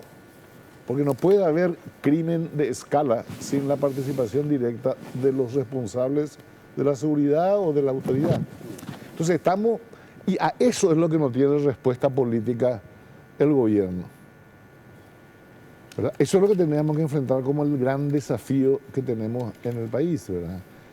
Y en eso no es solamente responsabilidad del presidente y este gobierno, es una responsabilidad, y yo no, con esto no le estoy quitando su parte de responsabilidad, pero estoy diciendo que tenemos problemas para los cuales tenemos que encontrar respuestas diferentes a las que le estamos dando ahora. Fíjate que estamos en un proceso preelectoral. ¿De qué es lo que nos estamos preocupando básicamente? Nos estamos preocupando básicamente de quién va a ganar, quién va a perder, quién es el candidato, quién va a poner más plata, quién va a poner menos plata, pero no se vislumbra un debate serio y una opción seria electoral para enfrentar los problemas reales que tenemos en un país que por sus características es un país que corre el riesgo de su disolución como identidad, como sociedad, como Estado. O sea, estamos escondiendo la basura bajo la alfombra, no estamos haciendo ese gran desafío político que, para ponerte un ejemplo, se hace antes de la guerra del Chaco, ¿verdad? Entre los años 10, 20 y 30, hasta el 30, donde toda la comunidad paraguaya, política, intelectual, periodística, entendió que tenía un desafío por delante y entendió que esa era su estrategia central y qué tenía que hacer el país para prepararse para ese desafío que arriesgaba su existencia misma. Nosotros tenemos riesgos de un tamaño mayor que el de la guerra y no estamos haciendo bien ese deber. Yo soy un poco más optimista que Adolfo. Yo soy pesimista, yo planteo el problema no. No, está bien, pero tenés una concepción más apocalíptica de lo que se nos viene. Ahora, yo coincido contigo que este sobreendeudamiento que estamos teniendo va a generar a futuro también inconvenientes de proporciones mayores. Porque el gobierno alardea de las inversiones que van a venir, pero no es que generaron mayores recursos genuinos, sino en base a endeudamiento. Estamos hablando de bonos, estamos hablando de créditos que nosotros, nuestros hijos y nuestros nietos van a pagar. Y esa no es una cuestión menor. Fíjense, en la lucha del contrabando, ¿cómo nos va? No es que no fue tan bien. Estamos agarrando a algunos paseros, unos pobres paseros, pero las cargas grandes, yo no tengo novedades que se tomen medidas. No veo. Aduanas está recaudando menos de lo previsto. Entonces, la situación es bastante compleja. Las importaciones bajaron en más de $1.000 millones, las exportaciones también. Los números en términos económicos son estrepitosos, la deuda o el nivel de endeudamiento es bastante alto. Y el otro día en una discusión me decían algunos, pero eso forma parte de los vientos de la región.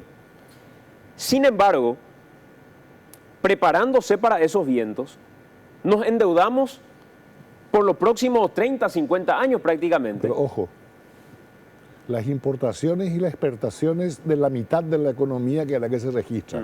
Yo no sé cómo está la importación o la exportación de marihuana, por ejemplo. Yo no sé cómo está la importación y la reexportación de productos tecnológicos, por ejemplo, si que sigue habiendo. Es decir, la economía real paraguaya, la mitad nomás refleja su contabilidad, digamos, ¿verdad? Y eso es lo que mueve. Por eso vos decís, y nos ocurre en el Congreso, cuando viene la gente, por ejemplo, y te dice, y vos lo habrás vivido, gente que viene a defender la economía del narcotráfico porque es la que le debe ir y la que le da seguridad. Porque ¿qué nos dice de repente la gente que viene? Yo estuve hace poco en una audiencia pública donde un señor nos dijo, nosotros ahí en la zona de la marihuana no hay problema de seguridad. Porque los narcotraficantes no permiten que entre la policía, el Ministerio Público, los jueces, y pues entiendo que son los que después nos roban y nos extorsionan. Cuidado con eso. En esa línea y ese es el fracaso político del Estado. En esa línea tenés razón, Adolfo, porque nosotros acá pasamos números de cómo creció el cigarrillo que pasa de contrabando en el lado brasileño, por ejemplo.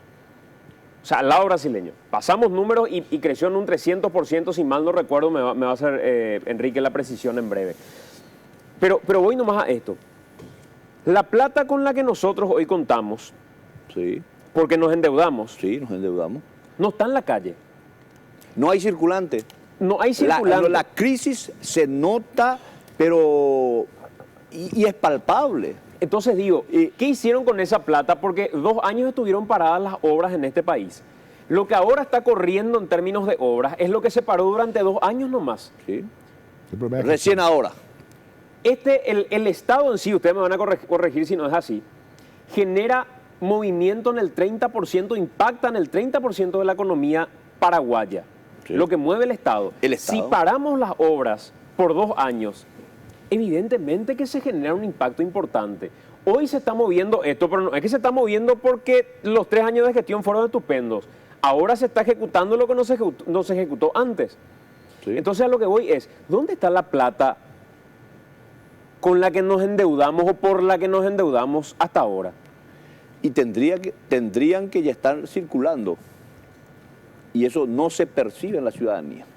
Y doy nuevamente un ejemplo de lo que me decía otro carnicero del mercado municipal de Coronel Oviedo. Le pregunto qué tal le iba su economía.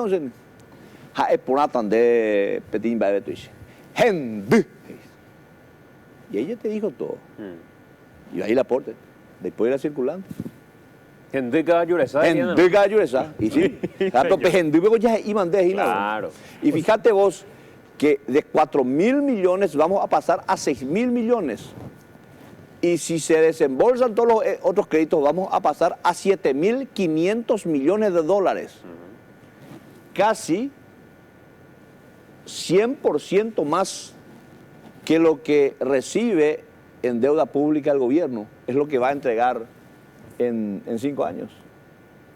Esto tendría que haber ya, lógicamente, dinamizado hace rato la economía. Sí, señor.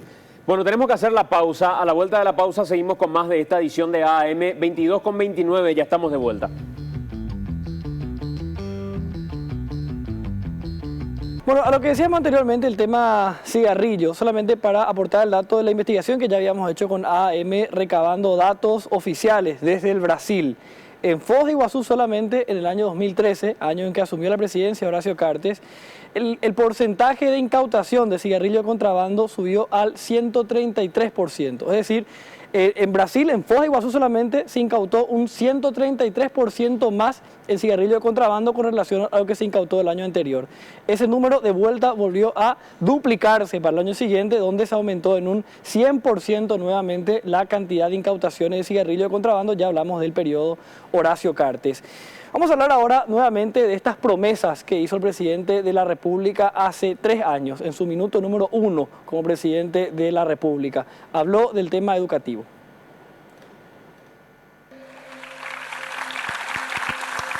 Mucho hemos hablado de la seguridad, salud y educación durante la campaña. Hoy, como presidente, asumo el compromiso como nunca antes. Me van a ver a mí y a mi equipo de gobierno trabajando y luchando para honrar esa enorme deuda que tenemos con nuestros jóvenes. Jóvenes con acceso a la salud, jóvenes con acceso a la educación y por sobre todas las cosas, jóvenes con oportunidades. Mantengamos la unidad de nuestras familias, brindándoles toda la oportunidad a los jóvenes, pero en su propio país. Jóvenes de mi patria, ya no les puedo pedir paciencia, les pido sana rebeldía. Y como dijera el Papa Francisco, si este presidente no cumple sus expectativas, hagan lío, jóvenes. No cumplió. Lo de la sana rebeldía y el hagan lío definitivamente sí se cumplió. Como una reacción al desinterés hacia el sistema educativo, estudiantes secundarios y universitarios protagonizaron un capítulo histórico.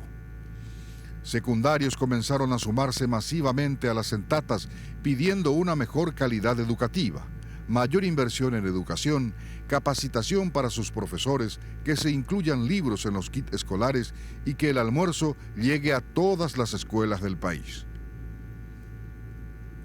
Luego de las protestas, el propio presidente Horacio Cartes se comprometió a elaborar con los estudiantes una nueva ley de FONACIDE, además de honrar los compromisos asumidos. No ocurrió nada de eso. El gobierno no cumplió con la entrega de libros. El almuerzo escolar sigue siendo mal distribuido y no llega a todas las escuelas del país. En infraestructura, las instituciones se caen a pedazos sobre los niños. El gobierno volvió a mentir en cuanto a los compromisos reasumidos y esto generó un nuevo levantamiento en mayo de este año y terminó con la salida de la ministra Marta Lafuente, involucrada en un escándalo de corrupción por sobrefacturación de insumos para un evento. Si nos piden números, no les podemos dar, simplemente porque no existen. Las últimas estadísticas en materia educativa están actualizadas al 2013. Ni siquiera eso se ha hecho, algo que debería ser el puntapié para la elaboración de cualquier plan de gobierno. En educación, definitivamente aplazado. En cuanto a las oportunidades para los jóvenes, son muy promocionados los distintos planes de becas que se ofrecen desde el Ejecutivo. Aunque la promesa de Cartes había sido textualmente que las oportunidades serían en nuestro país. Acá, el 18,1% de los jóvenes de entre 15 y 29 años no trabaja y no estudia, según datos de Naciones Unidas. Son jóvenes que abandonan sus estudios por razones económicas y no consiguen trabajo.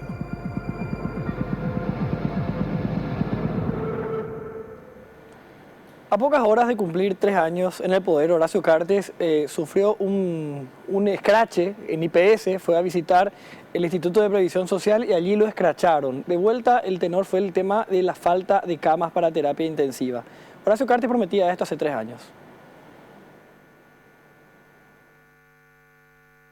Cuando pienso en salud, la primera imagen que viene a mi mente es la de aquellos compatriotas que nunca han tenido acceso a una atención médica en su vida. La atención a la salud debe estar al alcance de todos.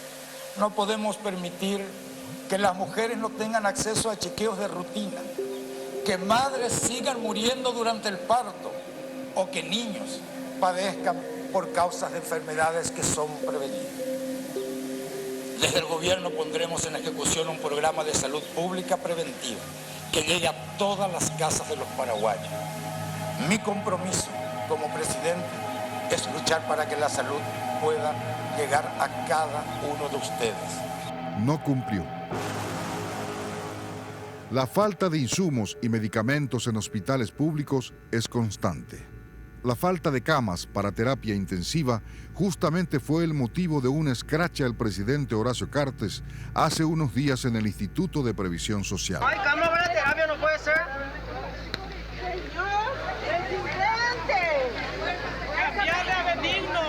No hay tapabocas, no hay suero, no hay jeringa. Es una vergüenza, se nos descuenta todos los meses. Fuera Benigno. Es una vergüenza, señor, su gobierno.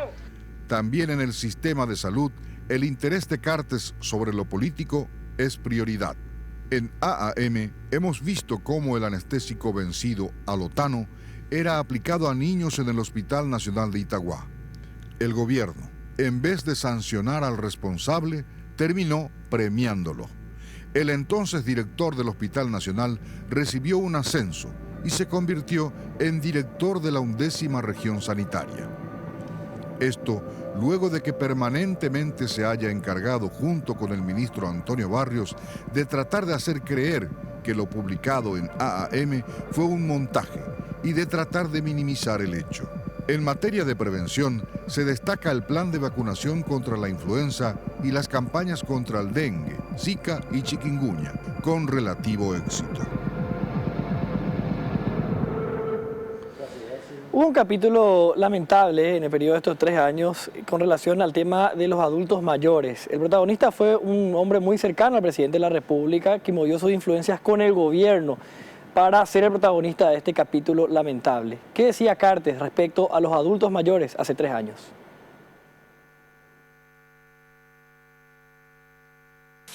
La tercera edad dejará de ser solo motivo de homenaje poético.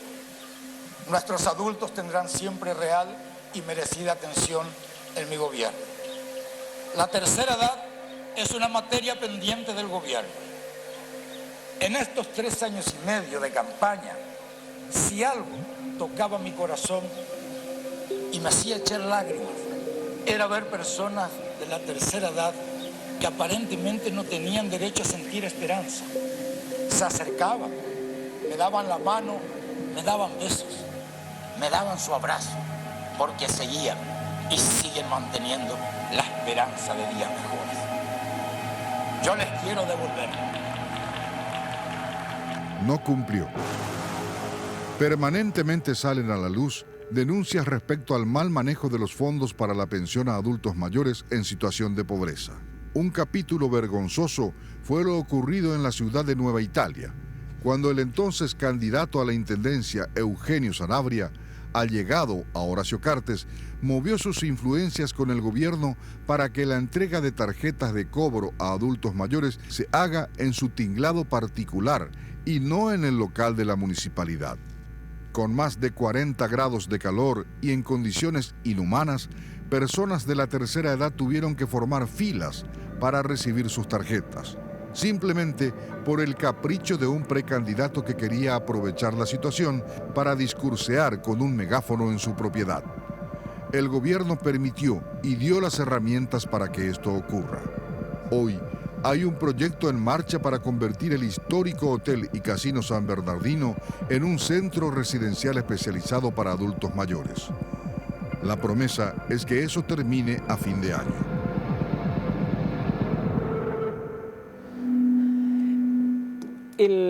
El tiempo, decíamos, que le queda al presidente de la República es de 2 años. Sin embargo, de gestión en sí, el último año prácticamente ya es pura campaña electoral. Y eso le pasó a todos los presidentes, algunos un poco antes, otros un poco después. Al que no le pasó fue a Lugo porque lo sacaron antes.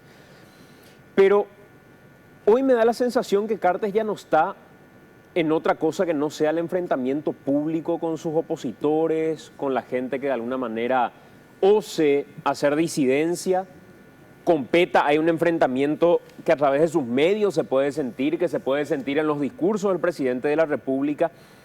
¿Cómo ven en general estos 2 últimos años? ¿Ven de algo de gestión o ven ya de ese tipo de debate, de enfrentamiento, de mirar un poco a las próximas elecciones? ¿Cómo ven políticamente el escenario para los años que quedan, Adolfo?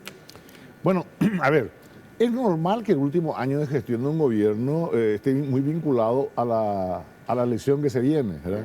Con o sin reelección no importa, ¿verdad?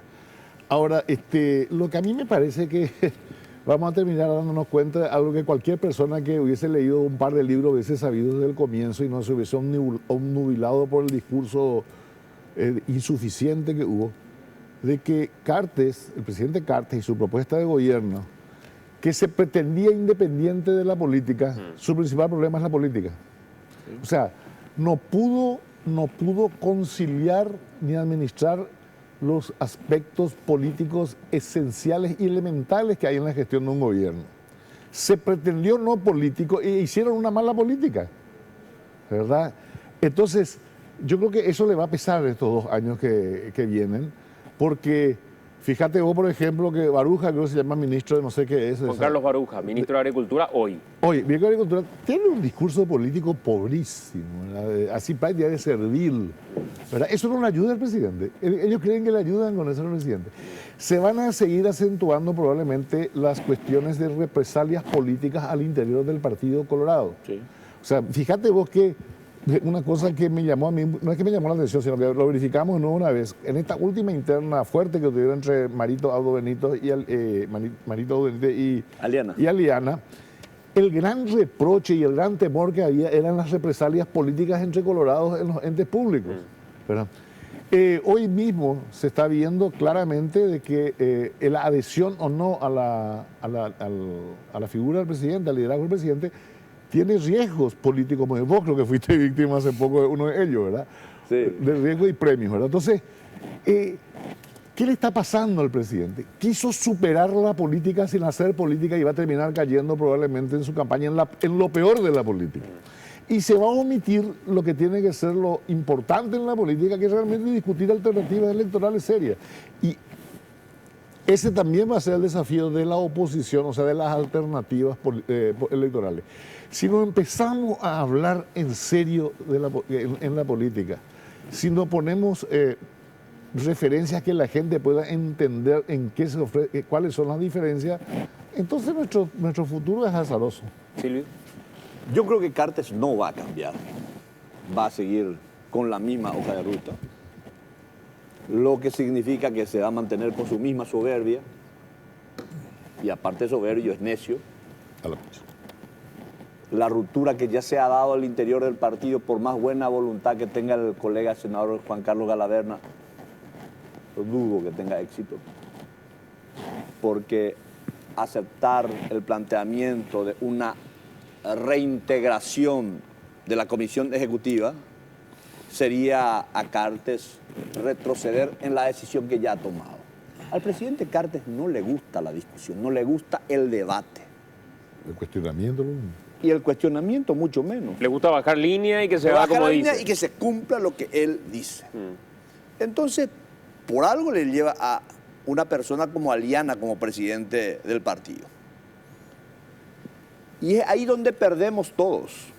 Porque cuando el partido de gobierno pierde su rol principal, que es el rol de ser orientador, de decirle al presidente, mire presidente, ¿qué le parece si cambiamos el rumbo en estos aspectos en los que nos estamos equivocando? Lógicamente ese debate no se va a dar si hay un partido cartista, donde la conducción del partido está copada por el cartismo. ¿Y qué es lo que pasa? El tema de la reelección lo usa el presidente sencillamente para que no haya una diáspora anticipada. Porque los propios oficialistas ya nos dicen que nos van a acompañar. Me miran de tiempo y mire, diciembre, enero, febrero, luego ya formata parte y nada de otro equipo. ¿Que le va a acompañar a quién? ¿A Mario Abdo? A Mario Abdo y al candidato que se postule. El Colorado, si tiene algo de, no sé si de virtud o no, es su versatilidad para adecuarse e interpretar los vientos que se vienen. Saltimbanqui profesional, dirían algunos. No, yo utilizo versatilidad como una manera más diplomática para... Entonces, el tema del...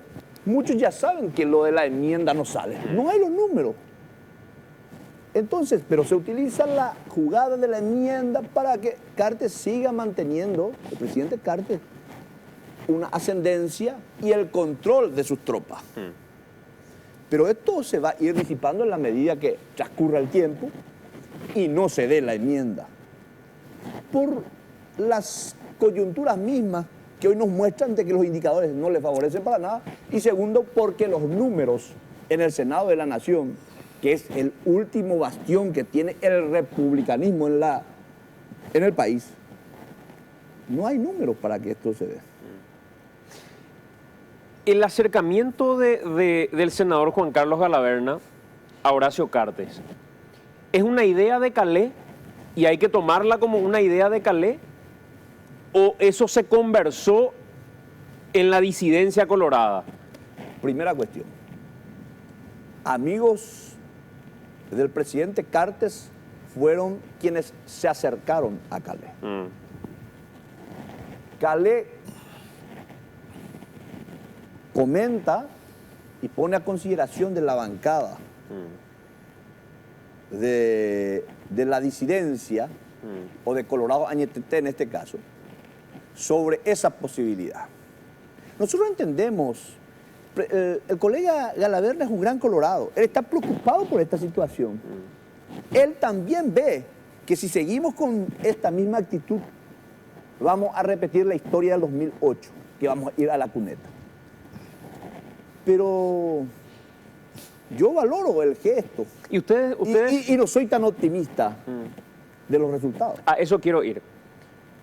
Para que se llegue a los resultados tiene que haber algunos condicionamientos. Algunas señales, algunos signos. Claro, pero tiene que haber por algún punto que ustedes hayan conversado y digan, esto tiene que pasar para que nosotros nos juntemos con Cartes y con su equipo. Claro, reivindicamos nuestros espacios en la conducción del partido, los 5 espacios que habíamos solicitado ya anticipadamente, que al compañero Baqueta lo acepten en el Consejo de la Magistratura. Esa condición Calé llevó a Cartes.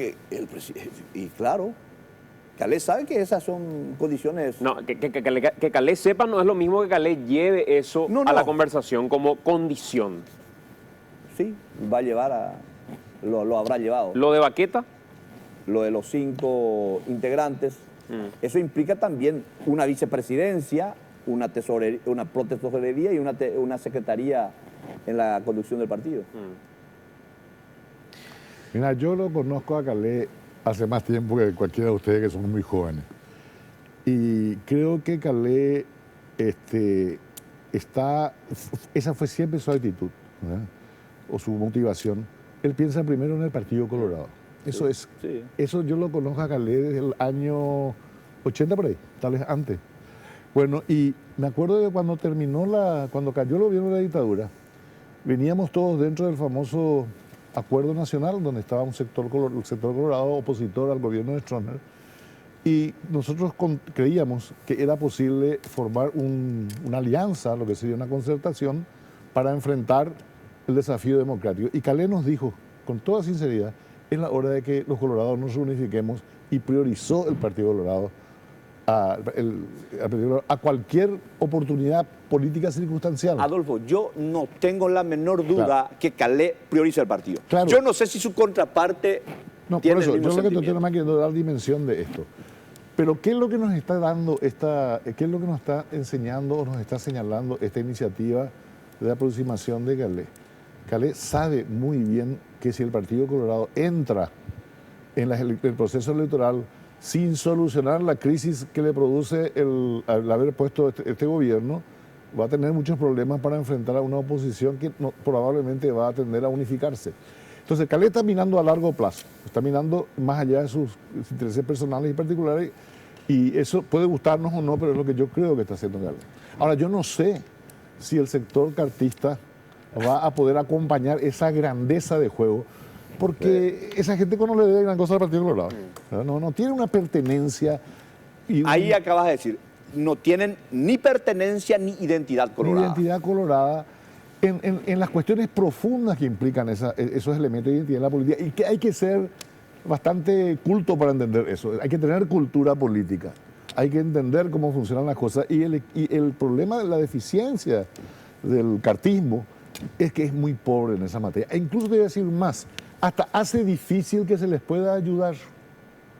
A veces en el Congreso, pues, bueno, esta idea que traen Nico está bien, pero habría que ver este detalle que la están haciendo muy mal. No hay caso. Ellos saben todo, ellos conocen todo, ellos te dan consejos. Y algunos ministros que son a lo mejor buenos en su materia, ¿verdad? Pero son tan poco educados, no en el sentido de ser mal educados, sino que en el sentido de ideas centrales que antes se aprendían en la escuela y que ya son producto de este sistema escolar que ya no creó ciudadanos, ¿verdad? No crea ciudadanos. Y vos te das cuenta de que eso les impide ser eficientes en cuestiones básicas. Y el presidente Cartes tiene a su disposición dentro del Partido Colorado personas de una alta idoneidad para la interlocución política con el Congreso. Bueno. Y vienen unos mitad y que no sabrán mucho de contabilidad, qué sé yo, cosas por el estilo, y cuestiones de economía, sean todos los Chicago hoy, pero no tienen ni idea de los principios básicos que tiene que ajustarse un gobierno. Y eso nos está costando muy caro. Gracias, Adolfo, por acompañarnos. Gracias, Silvio. El gusto fue mío. Muchas gracias por la invitación. Un placer, como siempre, compartir con el colega Adolfo Ferreira. Hacemos la pausa, ya venimos.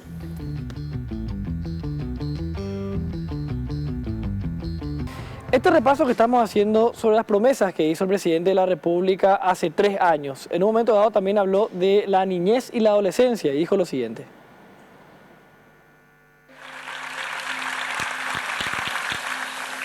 Todos los paraguayos hemos escuchado que niños y niñas de la calle hacen parte del paisaje paraguayo. Quiero contestarles que nosotros eso no lo vamos a aceptar. Esos niños y niñas será nuestra mayor preocupación. Entre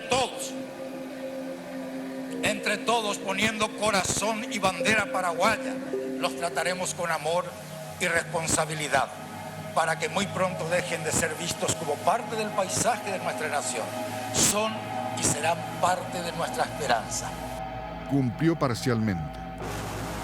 El programa de atención integral a niñas, niños y adolescentes de la Secretaría de la Niñez contabilizó en el 2016 a 173 niñas, niños y adolescentes en situación de calle en Asunción y Ciudad del Este. Según este mismo programa, en el 2013 eran 562 los niños en situación de calle. El paisaje soñado por Horacio Cartes aún no es una realidad, pero según estos números oficiales hubo una disminución importante. Estrictamente en lo que respecta al trabajo infantil, nuevamente nos encontramos con la falta de datos. La última actualización fue en el año 2011. Y una de las frases más emblemáticas del presidente de la República en este discurso que dio en su primer día de gestión como presidente de la República fue este en el que hablaba de quienes justamente no le iban a marcar la hoja de ruta. Se refería a los del EPP, decía lo siguiente. No obstante, seremos implacables en restablecer el orden y la presencia del Estado en toda la República. Puedo asegurarles que no nos van a marcar la hoja de ruta, ni criminales ni grupos armados, en un país donde sabemos muy bien que el Estado de Derecho y la justicia serán ofrecidos a todos los habitantes de nuestro país. No cumplieron. Dejemos que los números hablen. Durante el gobierno de Horacio Cartes, el EPP mató a 30 personas entre policías, militares y civiles. El 56% de las muertes del EPP desde su creación fueron durante este gobierno. De los 12 secuestrados por el EPP desde su creación, 8 fueron en los últimos 3 años. Entre ellos, el secuestro más largo de la historia de Paraguay y el mayor número de personas que están en cautiverio al mismo tiempo. Abraham Fer, Edelio Morínigo y el joven de 17 años. Este fracaso, a pesar de ser el único presidente con una ley hecha a pedido para el combate al EPP, con la creación de la Fuerza de Tarea Conjunta.